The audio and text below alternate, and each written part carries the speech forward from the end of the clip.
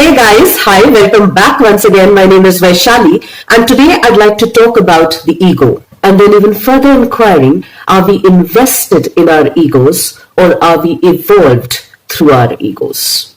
So let's first inquire as to what we actually think is the ego all about. And as I looked in for the root word and the meaning for the word ego, this is what I got. Ego, in metaphysics, is essentially referred to as the self, that which feels, acts, or thinks. From the Latin word, ego means I. And in English, I is also indicative of the sense of self or an identity with regards to the concept of one's own self. So through all of these definitions, we kind of understand that ego is not essentially bad or good. Ego is an amalgamation of all of the concepts that we identify with ourselves. So in that essence, ego is essentially an amalgamation of all of the memories, all of the experiences that I have of myself. Now those memories and experiences can be both conscious and unconscious, which is also where the Freudian concept of ego comes in. A state that mediates between the id and the superego. The id that encapsulates all of our basic desires, all of our basic instincts. Now in all likelihood, this is also a part of us that is non-rational. And in keeping with Freud's theory again, there is this superego also. Now as for him, superego is the one that essentially tries to keep our morals and our values in check, in keeping with the societal norms, in keeping with what is acceptable and not acceptable. And in keeping with his theory again, there can be times when the superego can become super rigid as well. And here is where the ego comes into the picture.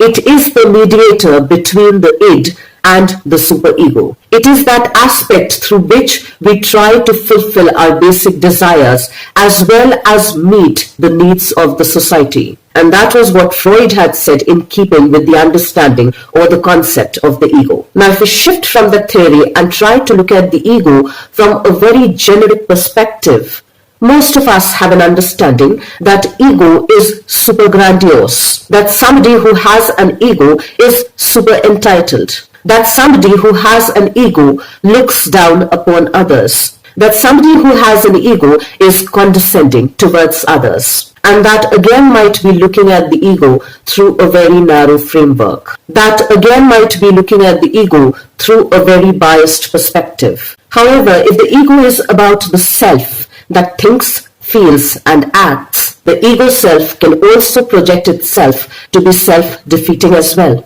The ego self, through this sense, can also then say, I'm stupid, I'm unintelligent, I'm too emotional, I'm too aggressive, I'm too lame, I'm too timid, and on and on and on the list can go. So if the ego is about the concept of the self, what is this self that we're talking about?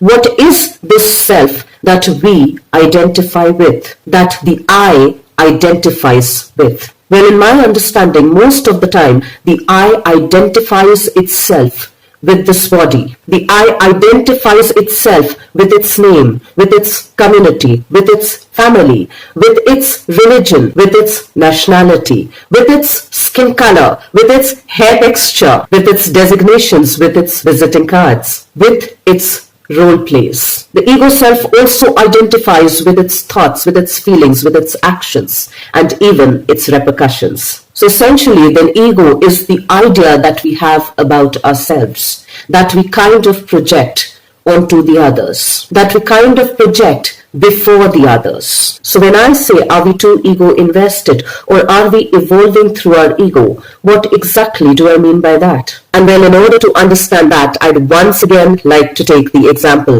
of the movie PK. So let's pick up the two characters from this movie, one of Anushka's or Jaggu's father, and the other of PK himself. So if we can look at the portrayal of the father's character earlier in the movie, here was this man who was too invested with his ego identities. He was too attached with his ideas about his identity of being a man of a certain religion, of a certain ideology. that somewhere it almost felt that he had become too rigid or inflexible with his own ideas, of the ideas that also had been exchanged with the others that he got in touch with. Those ideas of coming from a certain faith, of coming from a certain religion, had rigidified themselves in him so much that he had even abandoned his daughter for his ideas. Because in his opinion, she had betrayed his ideas. His ideas about himself had been so deeply embossed and engraved on him that he had even gone to his own daughter's office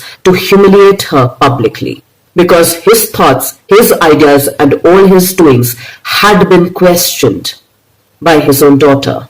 His idea about himself had been put at stake, which was not something that he was willing to inquire into. On the other hand, here was this alien who had come onto earth without a name, without a gender, without any kind of clothing, without any religion, without any verbal language. And yet he had a sense of self that was very strong and equally flexible. And this gets portrayed almost towards the end of the movie, wherein he is in love with this girl, whom he knows that she's been in love with this person, and yet she's not met him for a very, very long time. He also knows that besides one or two more people, he is the only one she trusts the most. He also knows that she's developed a kind of fondness for him. He also knows that he is in her inner circle. And I think as logical human beings who are constantly speculating on the give and the take, on the balance sheet of the life,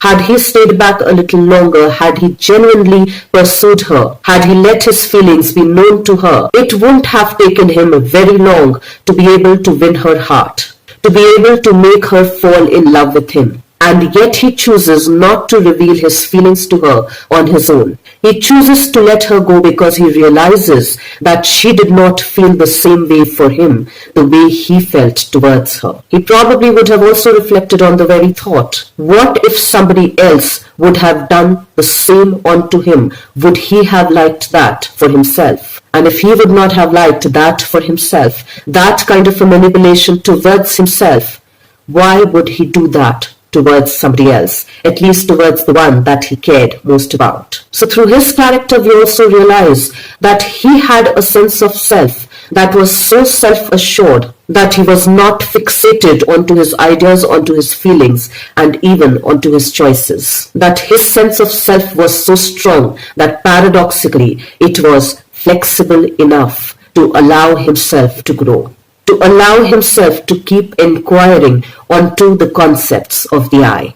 And yes, towards the end, we also realize that the father's sense of self, the ego identity, has moved towards higher consciousness of ego identity. That's not to say that he did not have an ego. He of course did have a self of I, but the self of I was not as rigid as it had been earlier. The concept of I, or the ego identity, was now willing to inquire and look deeper within. The concept of I, or the ego identity, had to change in order to evolve. And if we can just make a little way into understanding that ego is neither good nor bad, it's neither black nor white, but it is essentially an idea about ourselves that we project onto ourselves and to others. We'll also realize that many a times most of our conflicts arise because we get stuck onto our ideas, thoughts, and our actions based on our memories that have been an input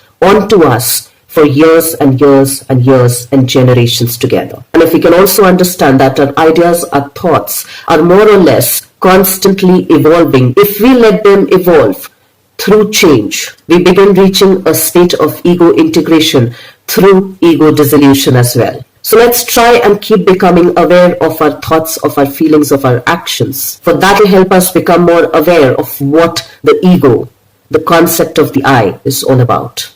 Let's try and do that for ourselves, and I will see you once again the next week. Till then, stay tuned in. And guys, if you do like the contents of my videos, please do like, share, and subscribe.